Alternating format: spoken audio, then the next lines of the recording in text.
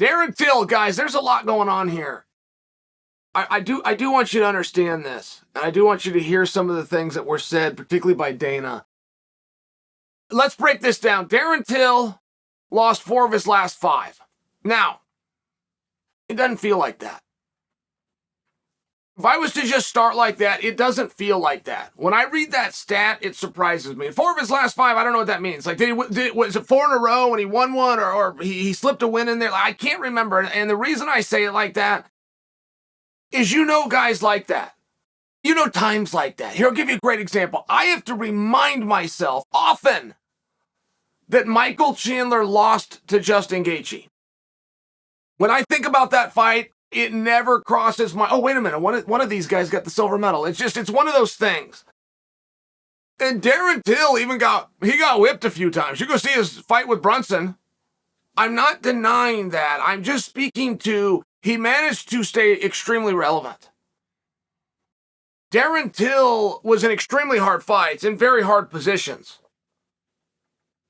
You go play around with Brunson, and then get back to me how much you want to tease anybody, particularly somebody that loses a fight because they lose the top position.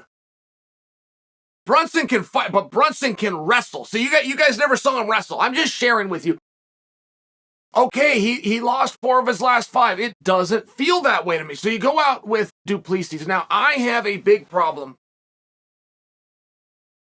And Till doesn't understand that I care. He doesn't understand that. Till even threatened me one time. He threatened me.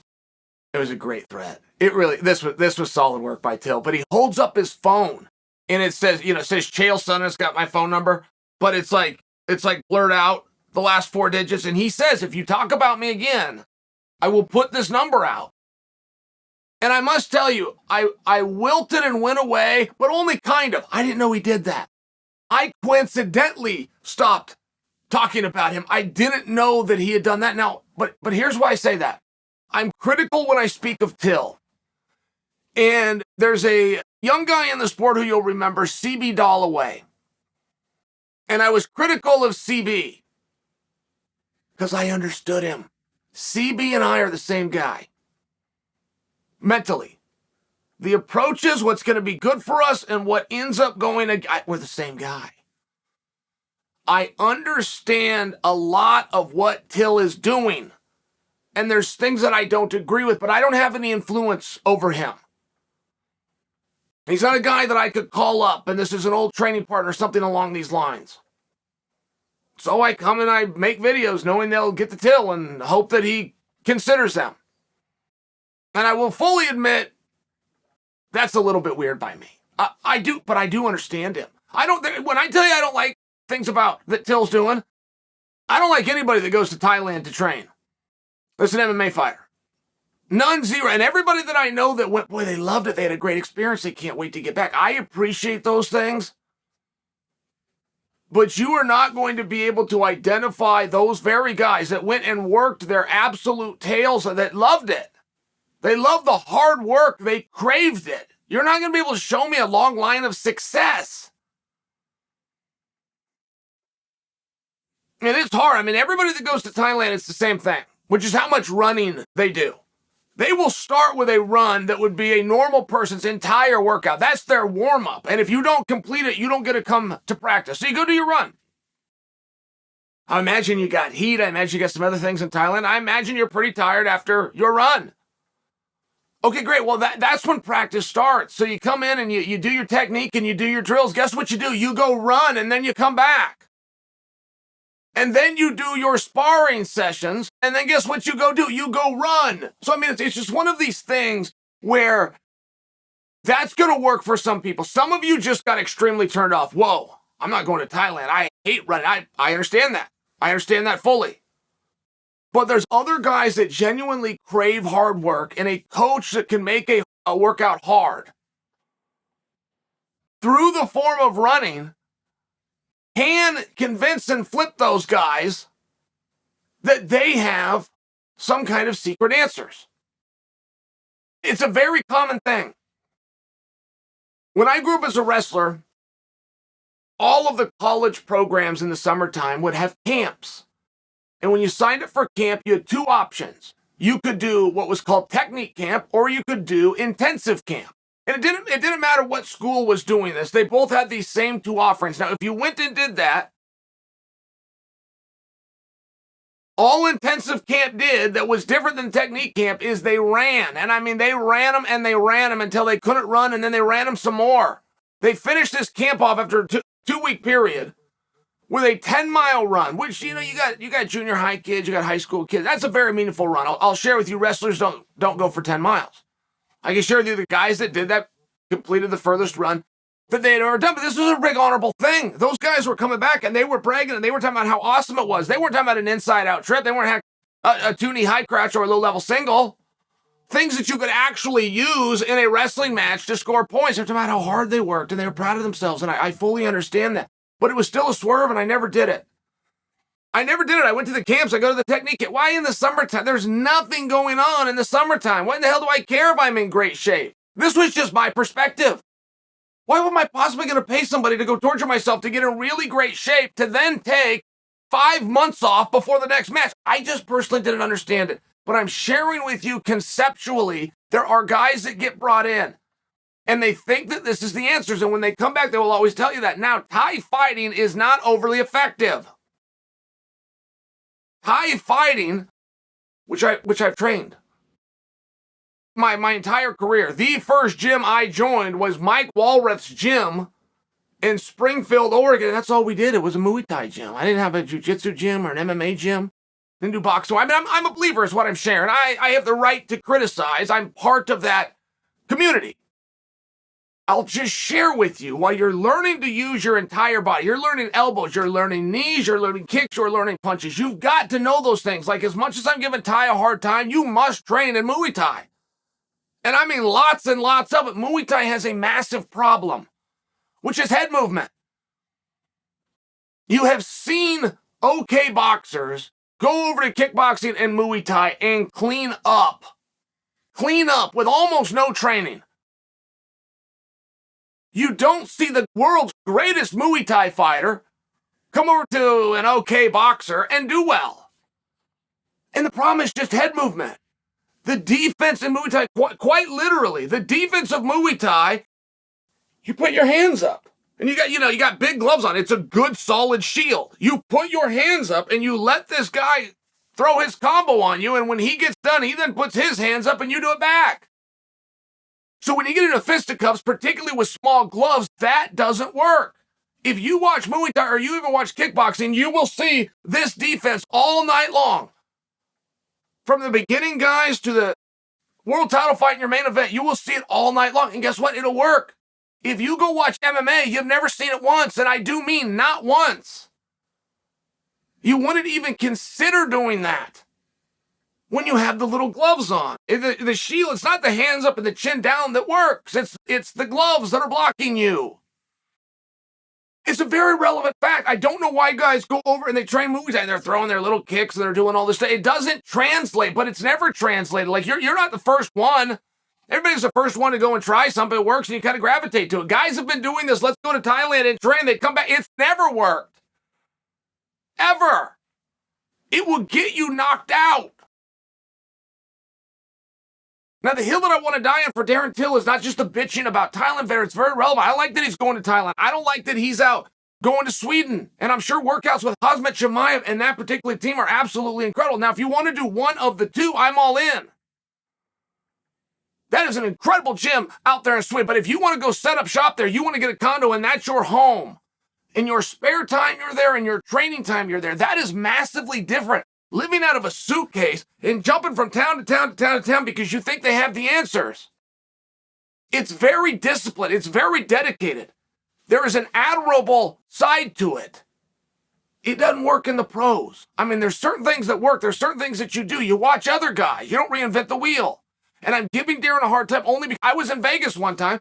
I'm at the gym with Khamzat Chimaev, and we're waiting for Till to arrive. He was coming into the airport and going to come right there. What I'm sharing with you is without even speaking to Darren Till, I just told you 4 different places that he trains. That doesn't work. You must have consistent training under one coach's philosophy. Now, if you've got to move until you find that coach, go right ahead. Don't float around. Don't do these things. Don't go out to Thailand and get this that never, ever, ever works in MMA. Never. And you justify it because you're working your ass off. You're sore and you're tired. Your body hurts. That must be a good thing. And this is where a lot of the mistakes are made. So Darren Till goes out. He fights Du Plessis. I mean, this was great. This really was great. Du Plessis looked awesome. Du Plessis called out Paulo Costa. Look, I respect anybody that does that because nobody wants to fight Paulo Costa. You fight Paulo when you have to fight Paulo. And the rest of the time, you be nice to Paulo to hope that you don't have to fight Paulo. I'm sharing with you. I mean, that's how it works. This guy calls him out. And by the way, he looked like a mini Paulo. He really did. I mean, just his physical. Du Plessis looks great, but he takes control of the match. And he went for a finish. If you go for a finish, you will not win a decision. And all that means is if you go for the finish, you're not going to hold up all night. It's a risk. It's a calculated one. It's an important one that you take. And Du Plessis took it. And he's on top, and he's trying to get that finish, and all of a sudden, those arms start to turn to rubber, and all of a sudden, he doesn't get the finish. So while he's having this dominant, on his way to a 10-8 moment, this close to a stoppage, now he's back on his feet, he's exhausted. That's just what happened, and Till started to take over. And guys, we've seen that story a million times, and it's an awesome one. I mean, the guy in Till's spot that can get up off the canvas from going through that and come back and win the fight, the audience doesn't understand this guy just punched him out. They don't understand what an adrenaline dump is, and quite frankly, they don't care. There's no excuses what happened here, but it's one of these great moments that looks really good, and Till is on his way to it. Everything is going swimmingly for Till. They go into third round, they're one apiece, but it's one apiece heavily favoring Till. If you could have took what they call live game betting, so the match is going on and you can still cash a bet, oh my God, Till would have been an 8-1 favorite. I mean, really, he was looking that good. Everything was going his way. Till's hard to take down. Du Plessis hits a double that wasn't that good until just goes down. I mean, he just goes down like a bag of dirt. And by the way, they're in the center of the octagon. This is bad. Du Plessis works his way up and gets the arms around his neck. Okay, we all go home, but it was kind of a moment to go, what did I just see? What just happened? And when I shared with you to start this, that Darren Till is apparently 4-1. Going into this fight, he's 4-1. He's now 5-1 in his last. It doesn't feel that way. It doesn't feel like Till went out there and got mauled on Saturday. It doesn't feel like Till's stock went down. It just doesn't. He then gets rewarded with fight of the night. I will tell you that was a little bit of a surprise for me. But it happened nonetheless, and Dana spoke about it, and Dana said, man, I don't even bring his record up to me. And this is important that you know this. You're calling for him to be gone. And Darren Till, there's a rumor that I believe that was his last fight. They did not re-sign him. And therefore, he's no longer with the Ultimate Fighting Championship. Are they going to come in and re-sign him? I don't know if Dana was aware of that when Dana made the following comment, which would be a very beautiful thing to Till. He said, man, I don't care. You go fight like that. He's not going out there and getting whipped. He's fighting the top guys, and he's winning moments. He's winning rounds. He's very competitive, and they're awesome to watch. I'll take that guy all day long. It was just a beautiful thing from Dana at the right time. But I don't know where Till stands as far as his contract, and I don't know if Dana was aware that it was exhausted, which, by the way, I don't know is true. This is a rumor that I believe. I have my own little reasons for vetting and thinking that was accurate information. So we'll see where it goes for Darren Till. But I would like very much for him and other guys to learn from the man, you find a gym, and that's your gym. You find a team, and that's your team. And if you go travel somewhere, you do it with them. That's still not great. It is not great to be on airplanes and hotels and different time changes and trying to adjust to new diets and new foods. It's just not great. But it is much better if you do it with the same unit. Do not go over with these guys and come back to these guys. I mean, I know 4 places that he trained. And I don't agree with any of them. Those are great gyms, for sure. What I'm speaking about is if he lives in England, if England is home, find a place to train in England. Oh, and by the way, one that's close to home. This is the secret of success to Stipe Miocic. 100%, not maybe. his involvement with that fire team, where they keep him on a real schedule and don't care that he's famous. It doesn't work that way. He's grabbing a mop and he's doing his part. But his involvement with that forces him to be there. He never went on the big media tours, just so you understand. UFC calls up, we got a PR tour, you got to get on an airplane. Everybody else says, yes, Stipe's got the world's best excuse. I am a first responder. I can't go. I mean, truly, it's this great thing, but he's right there. So now he's in the same gym. He's with the same coaches. It is truly the secret to the longevity of Stipe Miocic. It's a very real thing. I do think that Till's going to get another shot. I think that he should get another shot. It doesn't feel like he's lost 5 of his last 6. For me, it doesn't feel that way. His media is still good. His interest is still good. His competitiveness still look good. Saying that he had a torn ACL. Okay, that would explain the double leg, perhaps. But everybody in there's got a torn something, right? Whether it ever gets disclosed, you find it. Duplessis has something that we don't know about. I'm just sharing. I won't use that for an excuse for him, but I don't think that he needs one. I think he's a damn good fighter. I think he's a young guy. I think he's doing his best to sacrifice and work hard, which is what he was told his whole life is what it takes to get to the top. He needs to find a gym. One. He needs to go there twice a day, every day, except for Sunday. This is not rocket science. This has been done before. And for all of you that are going to Thailand, and you go get a treadmill. Save yourself the trip.